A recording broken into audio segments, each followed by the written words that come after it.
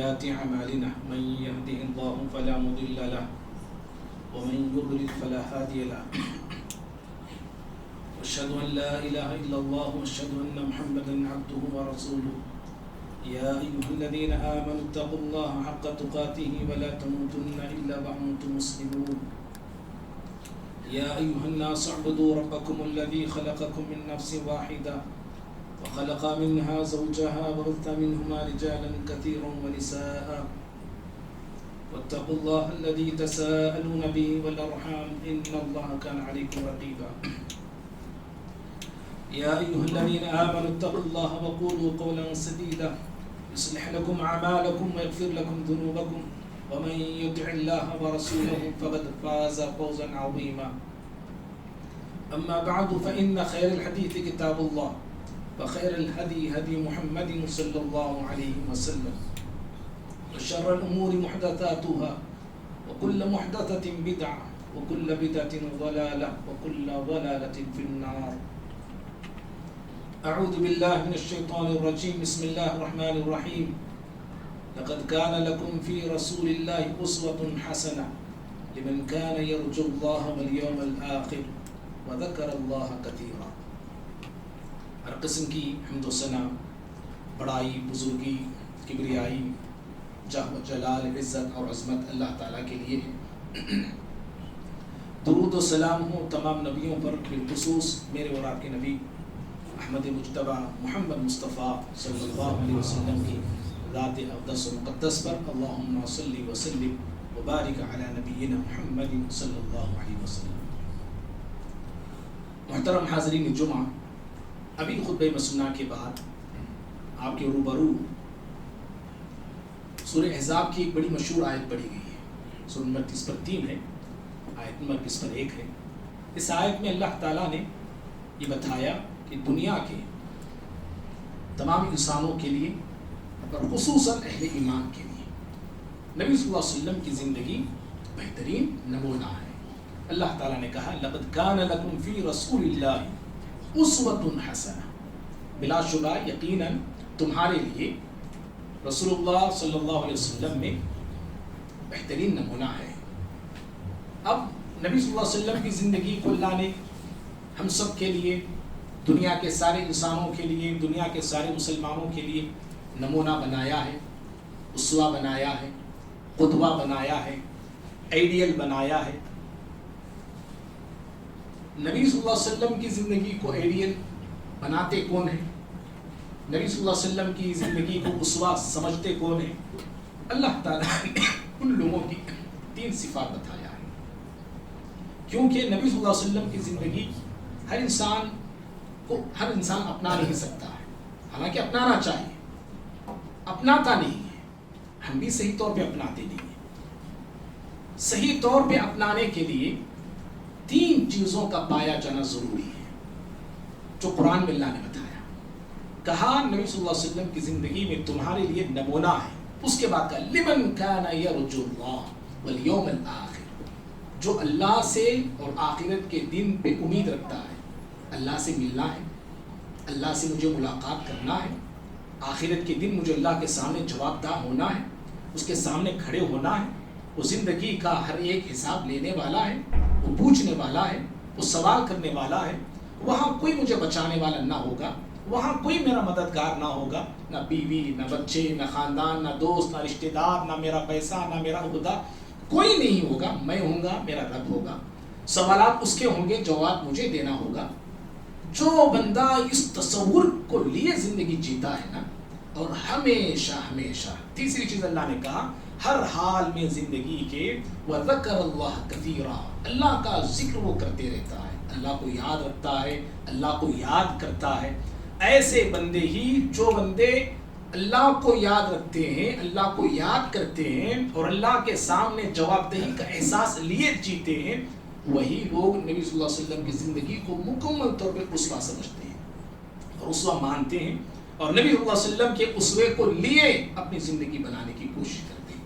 بھائیوں، پیارے نبی صلی اللہ علیہ وسلم کی زندگی ایک عظیم زندگی ہے اور آپ کی زندگی ایک بامقصد زندگی تھی. ہماری زندگی تو بے مقصد ہے.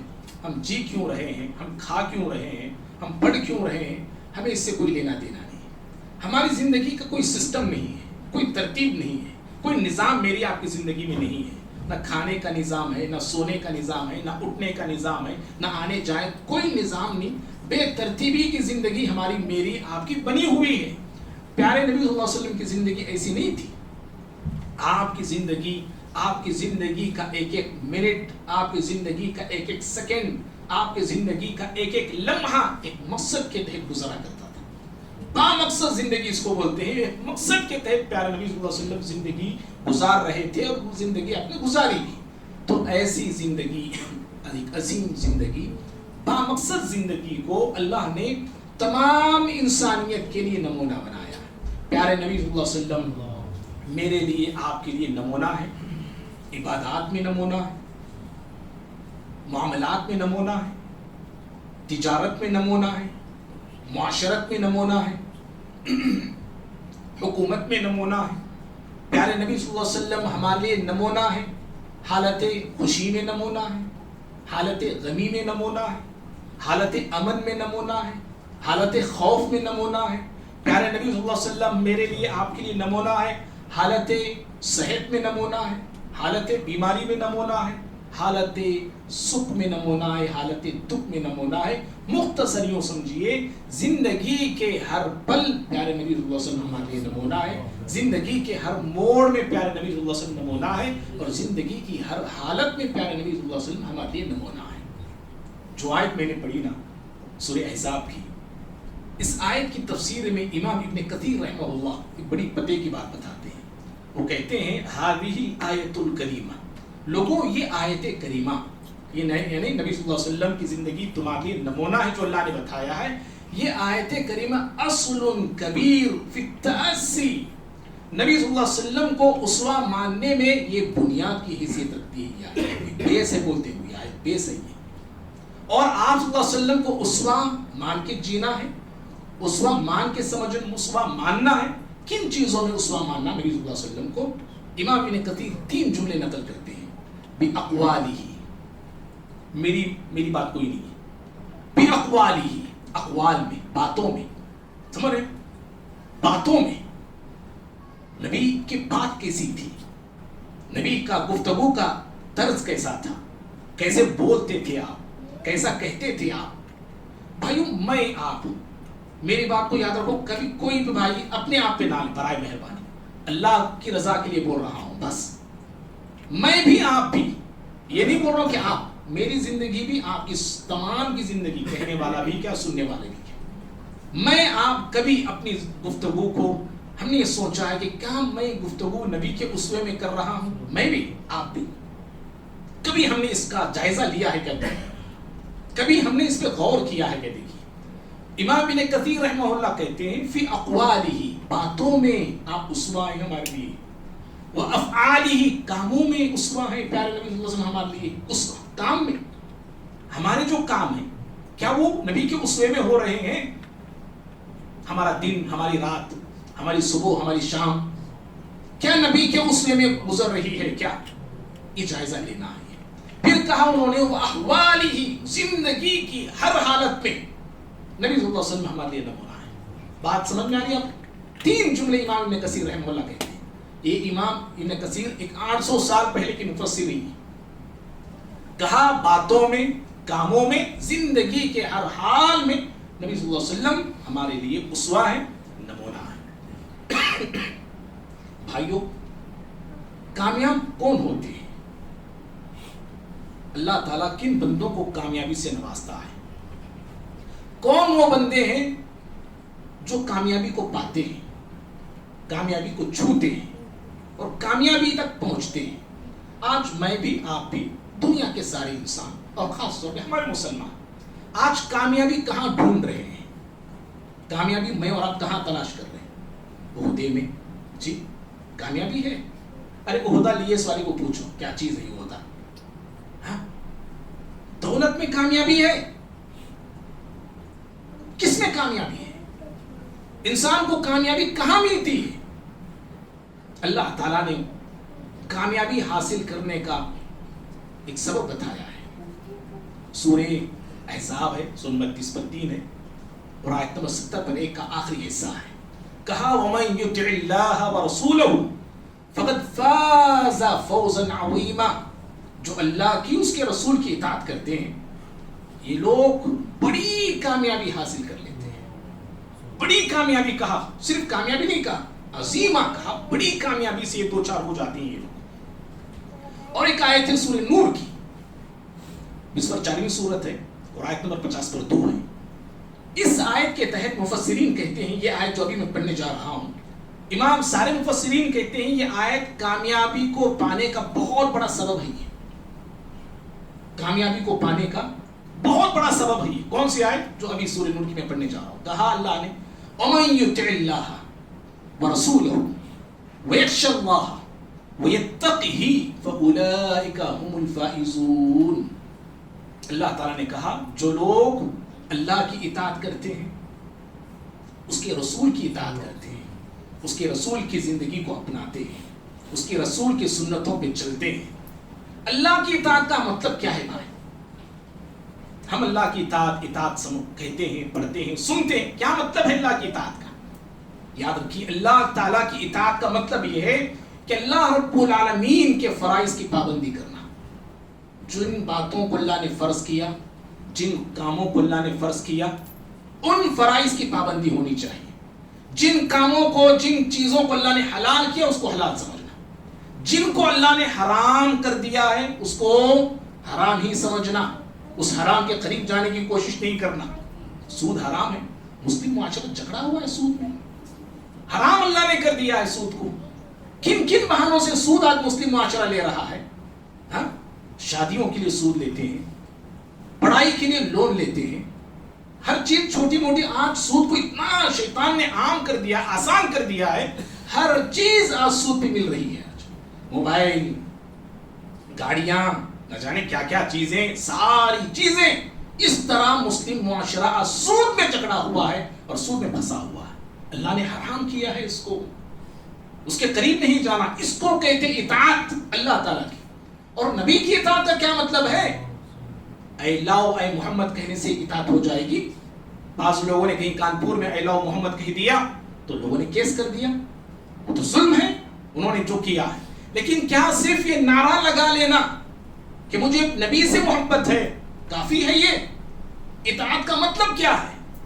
مفسرین کہتے ہیں اطاعت کا مطلب یہ ہے کہ نبی کی سنتوں پہ چلنا. نبی نے جو کیا کرتے جاؤ, نبی نے جو کہا قبول کرتے جاؤ. تو آپ کی سنتوں پہ. تو اللہ فرماتے ہیں سورہ نور میں جو اللہ سے کی اطاعت کرتے ہیں, اس کے رسول کی اطاعت کرتے ہیں. پھر اس کے بعد کہا وَيَخْشَ اللَّهَ, اللہ سے ڈرتے ہیں. اس سے ڈرنا ہے جی, اللہ سے ڈرنا ہے. وَيَتَّقِهِ, پھر کہا اللہ کی نافرمانی سے رکتے ہیں. بات سمجھ میں آ رہی ہے آپ کو؟ میں بہت ٹھہر ٹھہر کے بول رہا ہوں, آسان انداز میں بولنے کی کوشش کر رہا ہوں. اللہ سے ڈرنا ہے اور نافرمانی سے رکنا ہے. کیا مطلب ہے یہ اللہ سے ڈرنے کا مطلب, نافرمانی سے رکنے کا؟ قربان جائیے مفسرین پہ, کتنا آسان کر دیا دیکھو ہم کو. مفسرین کہتے ہیں وَيَخْشَ اللَّهَ, اللہ سے ڈرنے کا مطلب یہ بھی ہے کہ جو ماضی میں مجھ سے آپ سے گناہ ہو گئے نا, ان گناہوں کو یاد کر کر کے ڈرتے رہنا چاہیے. سمجھ میں آ رہی بات آپ کو بھائی؟ جو گناہ مجھ سے آپ سے ہو گئے ہیں, ڈرنا اللہ تعالیٰ سے ہمیشہ. کہیں اللہ پکڑ نہ لے, کہیں اللہ پکڑ نہ لے, کہیں پوچھ نہ لے. میرے جو گناہ ہو گئے ہیں وَيَتَّقِهِ, نافرمانی نہ کریں, یعنی آئندہ زندگی گناہوں کے قریب نہ جائیں. جو ہو گئے اس پہ نادم رہو, شرمندہ رہو, اللہ سے ڈرتے رہو اور آئندہ زندگی گناہوں کے قریب نہ جاؤ. اگر ایسی زندگی ہماری رہی نا, قرآن کیا کہتا ہے جانتے ہیں؟ بشارت دیتا ہے فَأُولَٰئِكَ هُمُ الْفَائِزُونَ, یہی وہ لوگ ہیں جو کامیاب ہونے والے ہیں. اللہ نے کہا یہی وہ لوگ ہیں جو کامیاب ہونے والے ہیں, ان کے علاوہ دوسرے کامیاب نہیں ہیں, چاہے وہ کوئی بھی کیوں نہ ہو. کامیابی انہی کو ملے گی, فوز اور فلاح انہی کو ملنے والی ہے. صحابہ کو دیکھیے بھائی, انہوں نے اس آیت پہ کیسے عمل کیا. اللہ کی اطاعت کرتے تھے. کسی کو شک ہے اس میں صحابہ کے حوالے سے؟ جو فرائض اللہ نے ان پہ فرض کیے تھے اس فرائض پر اپنی زندگی انہوں نے قربان کر دی. نبی کی سنتوں کا حال تو کیا پوچھیں. اللہ نبی کی سنت تو سنت नबी की आदत को भी उन्होंने अपना लिया था। सहाबा इकराम है ना, नबी की आदत, नबी जो पसंद से खा रहे सहाबा भी वो पसंद से खा रहे। क्यों जी आपको ये चीज पसंद थी? सहाबा ने कहा वो नबी को पसंद थी इसलिए हमें भी पसंद। खत्म। कद्दू का वाकया मशहूर है, हम सब सुने, बार बार सुनते हैं। नबी सल्लल्लाहु अलैहि वसल्लम कद्दू बड़े शौक से खा रहे थे। हजरत अनस बिन मालिक कहते हैं रज़ी अल्लाह तआला, उस दिन से मुझे कद्दू से मोहब्बत हो गई। क्यों कद्दू से मोहब्बत क्यों कर रहे हैं? कहा कि इसलिए कि नबी को कद्दू पसंद था। ये वो सहाबा थे। और जो उनसे माजी में ज़माने जाहिलियत में जो उनसे गलतियां हो गई थी, हमेशा उन गलतियों का एहसास सहाबा को होता था। अमर इब्न आस का उनकी जिंदगी देखिए, मर्ज़ल मौत में रो रहे, रोते जा रहे, साहबी रसूल है। बेटे ने कहा, बेटा भी साहबी है, कहा अब्बू जान क्या आपने ग़ज़वे नहीं किए नबी के साथ? क्या आपने हिजरत नहीं किया? आपने इस्लाम कबूल नहीं किया आपने? कहा कि बेटे हाँ, लेकिन पहले का दौर याद करता हूं तो रोता हूं।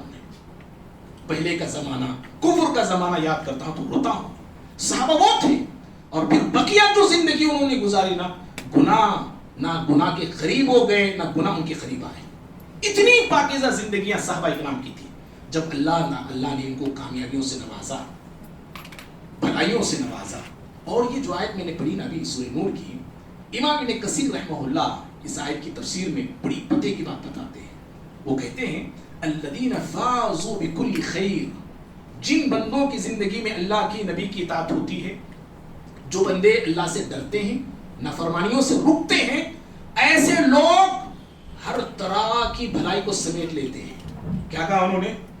अल्लज़ीना फ़ाज़ू बिकुल्लि खैर, हर तरह की भलाई को समेट लेते हैं, लपेट लेते हैं वो। फिर आगे इमाम इब्न कसीर रहमहुल्लाह कहते हैं वआमिनू मिन कुल्लि शर्रिन फिद दुनिया वल आखिरह, और अल्लाह ऐसे बंदों को दुनिया और आखिरत के शर से बचा लेता है। किन बंदों को बचा लेता है? जिन बंदों की जिंदगी में सिफात होती है। किससे बचा लेता है? हर शर से बचा लेता है। कहां बचाता है? कहां? दुनिया में भी बचाता है, आखिरत में भी बचा लेता है। अल्लाह, और क्या चाहिए हमको? दुनिया में भी शर हमसे दूर रहे और आखिरत का शर हमसे दूर रहे, यही तो हम चाहते हैं। मुसलमान का मकसद ही यही होता है। सहाबा इकराम को देखो अल्लाह ने कैसे शर से बचाया। एक मिसाल मैं देता हूं, वक्त मेरा हो रहा है, असल टॉपिक की तरफ मैं अभी आया नहीं। हाँ, परेशान मत हो, समझ रहे भाई?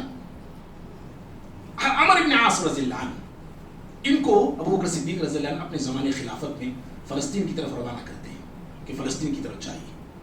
फ़लस्तीन की तरफ आप लश्कर लेके निकलते हैं। हिरकल रूम के बादशाह को पता चलता है कि मुसलमान फ़लस्तीन की तरफ आगे बढ़ रहे हैं। तो उसने मुसलमानों के बढ़ते कदमों को रोकने के लिए एक लश्कर रवाना किया। दोनों लश्कर आमने सामने, मुसलमानों का लश्कर भी, रूमियों का लश्कर भी। रूमियों की तादाद 10,000 की है, 10,000 का लश्कर दुश्मनों का, और मुसलमानों की तादाद 2,000 की है, 2,000 की। और ये कोई फेक नहीं है भाई, कोई झूठा बेबुनियाद वाकया नहीं, ये सच्चे वाकयात हैं जो इस जमीन पर वाक़ई हुए हैं। अल्लाह के जो बंदे होते हैं ना, अल्लाह ऐसे बंदों की मदद करता है और हर शर से उन्हें बचाता है। अल्लाह का वादा ही। 2,000 का लश्कर, जो बाज मुसलमान उसमें थे, एक इतने बड़े लश्कर को देख के घबराहट पैदा हुई, होती है, हर इंसान को होती है। मूसा अलैहिस्सलाम सांप को देख के घबरा गए, है ना? ला तखफ, अल्लाह ने कहा डरो मत। तो लश्कर में से बाज लोगों को देख के घबराहट पैदा हो गई। अमर बिन आस रज़ियल्लाहु तआला अन्हु उन मुसलमानों को हिम्मत देते हैं, हौसला देते हैं, यकीन दिलाते हैं और कहते हैं कि अल्लाह के बंदो, हम वो कौम है जो अल्लाह के नाम पे लड़ते हैं, हम वो लोग हैं जो अल्लाह के नाम पे लड़ते हैं, और हम वो लोग हैं जो अल्लाह की जात पे यकीन और भरोसा करके मुकाबला करते हैं। इसलिए ऐ मेरे साथियों, दुश्मनों की ताकत को मत देखो, दुश्मनों की कसरत को मत देखो। ये कहा, फौज को डिवाइड आपने किया, 2,000 थे, 1,000 को अलग किया, उसके अमीर अब्दुल्ला बिन उमर को आपने बनाया रज़ियल्लाहु तआला अन्हुमा, और उन्हें हुक्म दिया कि दुश्मनों के लश्कर के सामने हिस्से पे आप अटैक करें, हमला करें। और खुद 1,000 का लश्कर लेके आपने इरादा कहा कि मैं दुश्मनों के पीछे हिस्से से हमला करूंगा, सामने से तुम हमला करना, पीछे से मैं हमला करूंगा। दोनों तरफ से अगर हम हमला करेंगे तो दुश्मन बाज बढ़ जाएगा, दुश्मन भी एक हिस्सा उस तरफ लड़ेगा पीछे वालों से, اور ایک حصہ سامنے والوں سے مقابلہ کرے گا. اس طرح 2000 مسلمان 10,000 سے ٹکراتے ہیں، مقابلہ کرتے ہیں، کئی لوگوں کو قتل کرتے ہیں، کئی دشمن زخمی ہوتے ہیں، کئی لوگ میدان چھوڑ کے بھاگ جاتے ہیں. جو اللہ نے کہا، امام ابن کثیر نے جو کہا نا، اللہ ایسے لوگوں کو دنیا اور آخرت کے شر سے بچا لیتا ہے. کس طرح 2000 کا لشکر 10,000 کے لشکر سے ٹکراتا ہے. بھائیوں، پیارے نبی صلی اللہ علیہ وسلم کی زندگی کو اسوہ ماننا ہے. اسوہ سمجھ کے اگر ہم بھی آگے بڑھتے ہیں، زندگی گزارتے ہیں جیسے صحابہ نے گزاری، ہر معاملے میں انہوں نے نبی کے اسوے کو اپنایا تھا. زندگی کے ہر موڑ میں نبی کے اسوے کو اپنایا تھا. اللہ تعالیٰ نے انہیں کامیابیوں سے نوازا. اور آج ہم مسلمان، معاف کرنا، ہم سب کلمہ پڑھے ہیں پیارے نبی صلی اللہ علیہ وسلم کا. ہم نے نبی کو نبی مانا ہے ضرور، رسول کو رسول مانا ہے ضرور، لیکن نبی صلی اللہ علیہ وسلم کی زندگی اگر ہم دیکھتے ہیں، ہماری زندگیاں دیکھتے ہیں تو بہت فرق ہے، بہت فرق ہے، بہت فرق ہے. آپ صلی اللہ علیہ وسلم کی زندگی کا اسوہ کیا ہے، نمونہ کیا ہے، اور ہماری زندگیاں کس طرح کی ہیں اور کیسی ہیں اور کیسی گزر رہی ہیں. بھائیوں، پیارے نبی صلی اللہ علیہ وسلم نے بالکل آسان دین ہمیں دیا ہے. نبی کو اسوہ یہ ہے. آج امت مسلمہ کا ایک بہت بڑا طبقہ ایسا ہے اس دین کو مشکل بنا ڈالا ہے. نانیوں کی، دادیوں کی، بوڑھیوں کی رسموں کی وجہ سے، روایتوں کی وجہ سے دین مشکل ہو کے رہ گیا. نبی صلی اللہ علیہ وسلم کا اسوہ یہ ہے کہ صراط مستقیم پہ چلو، ہے نا، ایک راستہ ہے اللہ کا، اس راستے پہ چلو. آج مسلمانوں نے اس راستے کو، ایک راستے کو 4 راستوں میں تقسیم کر دیا. حنفی، شافعی، مالکی، حنبلی، ڈیوائڈ کر کے رکھ دیا. بھائیوں، پیارے نبی صلی اللہ علیہ وسلم کی ذات میرے لیے، آپ کے لیے اسوہ کہاں کہاں ہے. چند ایک نمونے 6-7 منٹ میں بتا کے میں بات ختم کرتا ہوں. نبی صلی اللہ علیہ وسلم ہمارے لیے نمونہ کہاں کہاں. پہلی چیز، آپ صلی اللہ علیہ وسلم کا ایمان کیسا تھا، آپ کا یقین کیسا تھا، آپ کا بھروسہ کیسا تھا. نبی صلی اللہ علیہ وسلم کا جو ایمان، یقین، بھروسہ ہے، ہمارا یقین، ہمارا ایمان، ہمارا بھروسہ آج کہاں ہے. ذرا غور کیجیے. مکے کے حالات ہیں، مشکل حالات، مسلمان ستائے جا رہے تھے، مارے جا رہے تھے. خباب بن ارت نبی کی خدمت میں آتے ہیں، کہتے ہیں اللہ کے نبی صلی اللہ علیہ وسلم، متى نصر اللہ، اللہ کی مدد کب آئے گی، اللہ کی مدد کب آئے گی. آپ سیدھے ہو کے بیٹھ گئے، جو ٹیک لگائے تھے آپ سیدھے ہو کے بیٹھ گئے. آپ نے کہا کہ خباب، 3 باتیں آپ نے بتائی. کہا کہ خباب، پہلے تم نہیں ہو جو تمہیں ستایا جا رہا ہے. دوسری بات آپ نے بتائی، تم سے پہلے مسلمانوں کو تم سے زیادہ آزمایا گیا، تم سے زیادہ ستایا گیا ہے. اور تیسری بات آپ نے بتائی، دیکھو یقین دیکھیے پیارے نبی کا، بھروسہ دیکھیے کیسے ہی پیارے نبی صلی اللہ علیہ وسلم کا. آپ نے کہا کہ خباب، اللہ کی قسم، اللہ اس دین کو غالب کر کے رہے گا. اور ایسا دور آئے گا، ایسا زمانہ آئے گا، ایک عورت تنہا اکیلی صنعاء سے حضر موت تک سفر کرے گی، اسے اللہ کے سوا کسی کا ڈر نہ ہوگا. حالات کیا ہے؟ برے حالات، بدترین حالات مکے کے. ان حالات میں پیارے نبی صلی اللہ علیہ وسلم کا اسوہ مجھے آپ کو کیا سکھاتا ہے کہ ان حالات میں بھی، ایسے حالات میں بھی، نازک حالات میں بھی ایک مسلمان کے لیے نبی کا اسوہ یہ سکھاتا، بتاتا ہے یقین اللہ کی ذات پہ ہونا چاہیے، بھروسہ اللہ کی ذات پہ ہونا چاہیے. آج حالات تھوڑے بگڑ گئے، ہمارا یقین ڈگمگا جاتا ہے، شکایتیں آتی ہیں، رونا دھونا آ جاتا ہے. یقین اور توکل اللہ کی ذات پہ ہمارا جو کل ہو جاتا ہے، فوراً خود ڈرتے بھی ہیں، قوم کو بھی ہم ڈرانے لگ جاتے ہیں. بھائیو، پیارے نبی کا یہ یقین ہے. یہ اور پیارے نبی صلی اللہ علیہ وسلم ہمارے لیے اسوہ کہاں کہاں ہے. نبی صلی اللہ علیہ وسلم اسوہ ہے میرے لیے، آپ کے لیے. جہاں ایمان میں اسوہ ہے، یقین میں اسوہ ہے، وہیں پہ آپ ہمارے لیے اسوہ ہے، نمونہ ہے عبادات میں. نبی کی عبادت کیسی تھی، نبی کیسے اللہ تعالیٰ کی عبادت کیا کرتے تھے، اور ہماری عبادتیں آج کیا ہیں اور کیسی ہیں. نبی صلی اللہ علیہ وسلم کو جو وحی آ کے حکم دیا، وحی آ کے جو حکم دیا آپ کو، قم اللیل الا قلیلا، اے نبی کھڑے ہو جائیے، رات میں آپ اللہ کی عبادت کیجیے. اتل ما اوحی الیک من الکتاب واقم الصلاۃ، وحی نے جو آپ کو عبادت کا حکم دیا، آپ اس حکم پر اڑے رہے، جمے رہے، قائم رہے آپ صلی اللہ علیہ وسلم. اور آپ فرائض کی پابندی کرتے، سنتوں کی پابندی کرتے، نوافل کی پابندی کرتے. حد تو یہ عبادت کا عالم یہ تھا کہ آپ عبادت ایسی کرتے تھے آپ کے پیروں میں ورم آیا کرتا تھا، اور عبادت کا شوق اتنا تھا پیارے نبی صلی اللہ علیہ وسلم کو، آخری عمر میں آپ کے اندر چلنے کی طاقت نہیں ہے، پیر جواب دے چکے ہیں، لیکن دو صحابہ کا سہارا لے کے پیارے نبی صلی اللہ علیہ وسلم مسجد کو آتے ہیں اللہ تعالیٰ کی عبادت کے لیے۔ یہ شوق تھا، یہ جذبہ تھا، یہ عبادت کا ولولہ تھا پیارے نبی صلی اللہ علیہ وسلم کو۔ بھائیو، میں آپ ہم سب سارے مسلمان آج کتنے ایسے لوگ ہیں جن کو عبادت کا شوق ہے، جن کی عبادت کا جذبہ ہے؟ کتنے ایسے مسلمان ہیں تو جمعہ ٹو جمعہ نماز پڑھنے والے ہیں؟ کتنے ایسے لوگ ہیں جو کبھی کبھار نماز پڑھتے ہیں؟ کتنے ایسے مسلمان ہیں جو 5 وقت کی نمازوں کی پابندی کرتے ہیں؟ اور خصوصاً ہمارا نوجوان طبقہ آج کے ہمارے نوجوان، موبائل کا فتنہ کیا آیا، سارے نوجوان موبائل میں ڈوبے ہوئے ہیں، کھوئے ہوئے ہیں، انہیں نہ عبادت سے کوئی لینا دینا ہے، نہ معاشرے سے انہیں کوئی لینا دینا ہے، نہ قوم کے مسائل سے انہیں کوئی دلچسپی ہے، کچھ نہیں، ان کی دنیا ہی الگ ہے۔ سامنے سارے لوگ، کوئی لوگ مر بھی جاتا ہے، پڑوسی میں جنازہ ہے، آج کے نوجوانوں کو پتہ بھی نہیں چلتا کہ کوئی مرا ہوا ہے، کسی کو کوئی خبر نہیں ہے۔ بھائیو، اللہ کے نبی نے کہا تھا صلی اللہ علیہ وسلم، جو نوجوان اپنی جوانی کو اللہ کی عبادت میں گزارتا ہے، اللہ ایسے نوجوان کو اللہ اپنے عرش کے سائے میں جگہ دکھائے نا، حدیث ہے نا، وَشَابٌ نَشَأَ فِي عِبَادَةِ رَبِّهِ، اپنے رب کی عبادت میں جو جوانی گزرتی ہے، اللہ ایسے جوانوں کو کہاں جگہ دیتا ہے قیامت کے روز؟ جہاں پہ سایہ نہیں، چھاؤں نہیں، ایسے جوانوں کو اللہ اپنے سائے میں جگہ دیتا ہے۔ اور روز قیامت اللہ خصوصیت کے ساتھ جوانی کے بارے میں پوچھنے والا ہے، جوانی کے بارے میں سوال کرنے والا ہے، بتاؤ تم نے جوانی کو کہاں فنا کیا ہے، تم نے جوانی کو کہاں گزارا ہے، کہاں کھپایا ہے؟ اللہ جوانی کے بارے میں پوچھنے والا ہے۔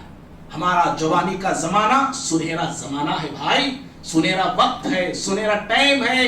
اپنی جوانی کو ایسے ویسے کاموں میں آوارہ قسم کے لوگوں کے ساتھ ضائع نہ کرو، بڑی قیمتی یہ ہے جوانی۔ اور نبی کے زمانے کے لوگ، اللہ نبی صلی اللہ علیہ وسلم کے زمانے کے بچے جو تھے نا، وہ بچے بھی جوان تھے، وہ بچے جوان تھے، اور نبی کے زمانے کے بوڑھے بھی جوان تھے۔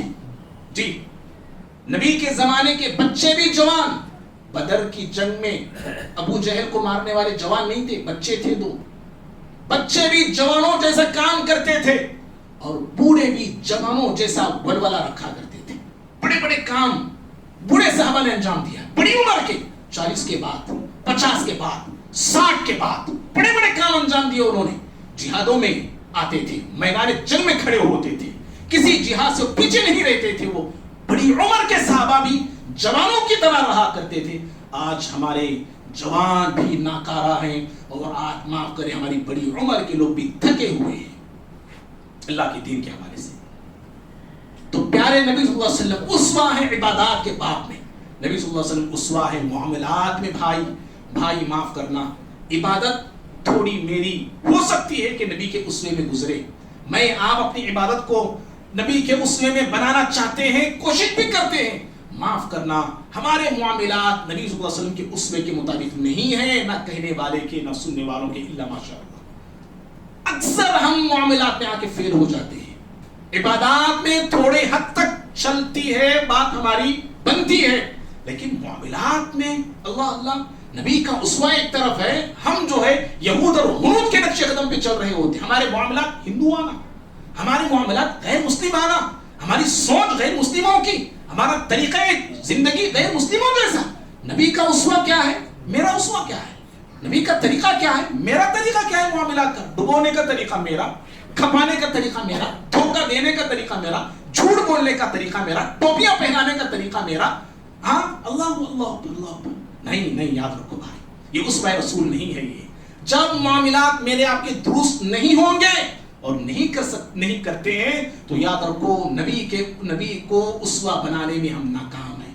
نبی کا اسوہ معاملات میں کیسا ہے دیکھیے، نبی صلی اللہ علیہ وسلم کو بعض لوگوں نے آپ صلی اللہ علیہ وسلم کو غصہ دلایا، آپ صلی اللہ علیہ وسلم کے ساتھ شدید سخت جملے آپ کے شان میں کہے، گستاخیاں کی نبی صلی اللہ علیہ وسلم کے شان میں، لیکن آپ برائی کا جواب برائی سے نہیں دیتے۔ یہ معاملہ ہے پیارے نبی صلی اللہ علیہ وسلم لوگوں کے ساتھ، اپنوں کے ساتھ، غیروں کے ساتھ، دشمنوں کے ساتھ، ظالموں کے ساتھ۔ ایک یہودی آیا, نبی نے جس سے قرضہ لیا تھا ٹھیک وقت پہ آ کے ٹپک گیا, وہ ٹھیک وقت پہ آ گیا. آپ صحابہ کے ساتھ بیٹھے ہوئے تھے اور آ کے نبی صلی اللہ علیہ وسلم کو برا بھلا کہنے لگا, سخت جملے اس نے بولے, نبی کی شان میں گستاخانہ الفاظ اس نے استعمال کیے. صحابہ اکرام کو سن کے غصہ آیا, تیش میں آ گئے صحابہ اکرام, اٹھ پڑے صحابہ, اس کو روکنا چاہتے تھے. نبی نے کہا دعوہ, چھوڑ دو اس کو. فَإِنَّ لِصَاحِبِ الْحَقِّ مَقَالًا, آپ نے کہا وہ حقدار ہے, وہ حقدار کو حق ہے, وہ مجھے بول سکتا ہے. وہ کیوں؟ اس لیے کہ اس سے میں نے قرض لیا تھا, آج ہی میں اس کو لوٹانے والا تھا, لیکن وقت سے وقت پہ ٹھیک وہ آ گیا ہے, لیکن وہ بول رہا ہے تو اسے بولنے کا حق ہے اس کو. بھائیو یہ اسوہ ہے رسول ہے. اگر میرے ساتھ آپ کے ساتھ ایسا ہو جائے تو جے تمہارے پیسے سے بڑھ کے میری عزت ہے جی, ہاں میری عزت نکالے, پیسہ بھی لیول ہوگا, جاؤ جاتے رہو یہاں سے. ہوتا کہ نہیں, کرتے کہ نہیں, کہتے کہ نہیں ہم لوگ. نبی صلی اللہ علیہ وسلم کی شان میں گستاخی اس نے کی, لیکن پیارے نبی صلی اللہ علیہ وسلم نے اس کے ساتھ کوئی برا سلوک آپ نے نہیں کیا. اور بھائیو نبی کا اسوہ یہ سکھاتا ہے کہ آپ نے زندگی میں کبھی کسی کو تکلیف نہیں دی, نہ زبان سے, نہ ہاتھ سے, نہ اپنی ذات سے, نہ اپنی کسی حرکت سے. آپ نے کبھی کسی کو تنگ نہیں کیا, پریشان نہیں کیا. اسوہ رسول یہ ہے. آپ صلی اللہ علیہ وسلم غزوہ بدر کے موقع پہ آپ کے ہاتھ میں ایک چھڑی تھی, آپ صفیں درست کرتے جا رہے تھے. ایک صحابی تھے جو سب سے تھوڑا آگے آئے ہوئے تھے, جن کا نام تھا سواد بن غزیہ رضی اللہ تعالیٰ عنہ. آپ نے اپنی چھڑی کو ان کے سینے پہ رکھا اور رکھ کے کہا کہ سواد سیدھے کھڑے ہو جاؤ صف میں. حضرت سواد بن غزیہ رضی اللہ تعالیٰ عنہ نے کہا اے اللہ کے نبی صلی اللہ علیہ وسلم, آپ نے مجھے تکلیف دی ہے, آپ نے مجھے تکلیف دی. اگر حالات واقعے پہ غور کریں گے تو کوئی تکلیف کی بات نہیں تھی. چھڑی سے بس چھڑی ان کے سینے پہ رکھ کے آپ نے کہا سینے کھڑے ہو جاؤ. آپ نے نہ مارا تھا, نہ ٹھوسا تھا, نہ زخمی آپ نے کیا تھا, کوئی آپ نے ایسا کوئی چیز آپ نے نہیں کی تھی, آپ کی غلطی تھی بھی نہیں. لیکن اس کے باوجود آپ صلی اللہ علیہ وسلم نے کہا کہ سوار, اگر تمہیں ایسے لگتا ہے کہ میں نے تکلیف دی تو آؤ مجھ سے بدلا لے لو. حضرت سواد بن غزیہ نے کہا اللہ کے نبی صلی اللہ علیہ وسلم, جب چھڑی آپ نے میرے سینے پہ رکھی میں کھلے آنکھ کا تھا, میرے جسم پہ کوئی چادر نہیں تھی. آپ کے جسم پہ تو چادر ہے. پیارے نبی صلی اللہ علیہ وسلم نے اپنے جسم سے چادر ہٹائی, کہا کہ آؤ مجھ سے بدلا لے لو. حضرت سواد بن غزیہ رضی اللہ تعالیٰ عنہ نبی کے پاس گئے, نبی کے قریب ہوئے اور نبی کے جسم سے چمٹ گئے اور چپک گئے اور رونے لگے اور کہنے لگے اللہ کے نبی آپ سے بدلہ میں لے سکتا ہوں کیا؟ میرا مقصد آپ سے بدلہ لینے کا نہیں تھا, میرا ارادہ آپ سے بدلہ لینے کا نہیں تھا. کل جنگ ہونے والی ہے, جنگ کے میدان میں کیا ہوتا ہے, زندگی کسے وفا کرے پتا نہیں, میں جیوں گا کہ شہید ہو جاؤں گا مجھے معلوم نہیں. اس لیے میں چاہتا تھا کہ دنیا سے جاتے ہوئے آپ کے جسم سے لگ کے جاؤں, آپ سے مل کے جاؤں. اس مقصد سے میں نے ایسے کہا. بھائیوں دیکھو پیارے نبی صلی اللہ علیہ وسلم غلط نہ ہو کر بھی آپ صلی اللہ علیہ وسلم اپنے آپ کو پیش کر رہے ہیں لوگوں کے سامنے, لوگوں سے بتا لے لو. اے مسلمانوں, ذرے ذرے کے لیے لڑنے والے لوگوں, اے مسلمانوں بات بات پہ لڑنے والوں, اپنے گریبانوں میں جھانک کے دیکھو, اپنے دل سے پوچھو کیا ہم اس نبی کے اسوے کو ہم نے اپنایا ہوا ہے؟ اگر کوئی شخص منہ ٹیڑھا کر کے مجھے سلام کرتا ہے تو میں اسے دشمن سمجھ بیٹھتا ہوں. اگر کسی نے مجھے شادی میں دعوت نہیں دی, کوئی دعوت میں کسی نے مجھے بلایا نہیں, وہ میرا دشمن ہے. کسی نے مجھے کچھ سخت جملے کہہ دیے, میں اس کو ہمیشہ کے لیے اپنا دشمن سمجھ بیٹھتا ہوں. یہ کیسا اسوہ ہے, یہ کیسا نمونہ ہے, ذرا مجھے بتائیے. میرے بھائیوں, اسوہ رسول کا باب ایک بہت بڑا باب ہے. اخلاق نبی بھی اس میں شامل ہے.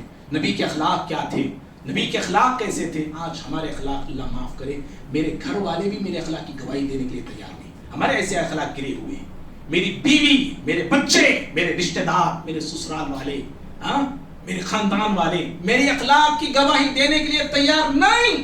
کیوں؟ ہمارے تھرڈ کلاس اخلاق, ہمارے برے اخلاق, ہمارا برا سلوک, ہماری بری زبان, ہمارا سخت مزاج, ہمارا غصہ, ہمارا ٹیمپریچر وہ جو بولتے ہیں نا, یہ ساری چیزیں آج معاشرے میں مجھے اور آپ کو گرا کے رکھ دیا ہے. نبی کا اسوہ ایسا نہیں تھا میرے بھائی, نبی کا اسوہ ایسا نہیں تھا. برائے مہربانی نبی کے اسوے کو مجھے بھی اپنانا ہے, آپ کو بھی اپنانا ہے. نبی بس زبان نہیں تھے, نبی صلی اللہ علیہ وسلم کبھی جو ہے بےہودہ بات نہیں کہی. نبی صلی اللہ علیہ وسلم ولا سخابن فی الاسواق، بازاروں میں چیختے چلاتے نہیں تھے.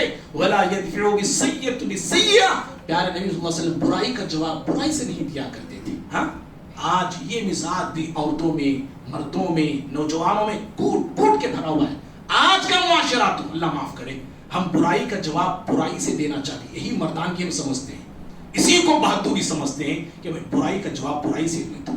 نہیں نہیں نہیں، یہ کافروں کا طریقہ ہے، یہ ظالموں کا طریقہ ہے، یہ قاتلوں کا طریقہ ہے. نبی کا طریقہ چاہتے ہو اور نبی کے اسوے کو اپنانا چاہتے ہو تو برائی کا جواب اچھائی سے دینے کی کوشش کرو. یہ پیارے نبی صلی اللہ علیہ وسلم کا اسوہ ہے. بہرحال باتیں تھی، وقت ہو گیا. اللہ سے دعا کرتے ہیں اللہ رب العالمین مجھے بھی، آپ کو بھی، ہم سبھی کو اسوہ رسول صلی اللہ علیہ وسلم کو اپنانے والے بنائے.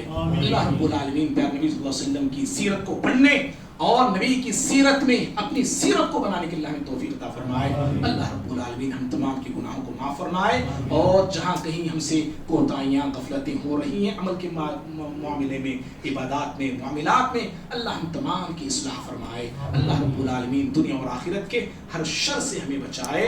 اللہ رب تعالی ہم تمام کو دنیا اور آخرت میں کامیاب فرمائے. اہل فلسطین کی رب العالمین مدد فرمائے، اہل غزہ کی اللہ رب العالمین مدد فرمائے. ہمارے ملک کے حالات کو اللہ تعالی بہتر بنائے، اور جہاں کہیں بھی جو مسلمان بیمار ہیں اللہ تعالیٰ نے شفاء کاملہ عاجلہ نصیب فرمائے. آمین. اقول قولی ھذا استغفر الله لي ولكم ولسائر المسلمين من كل ذنب فاستغفروه انه هو الغفور الرحيم.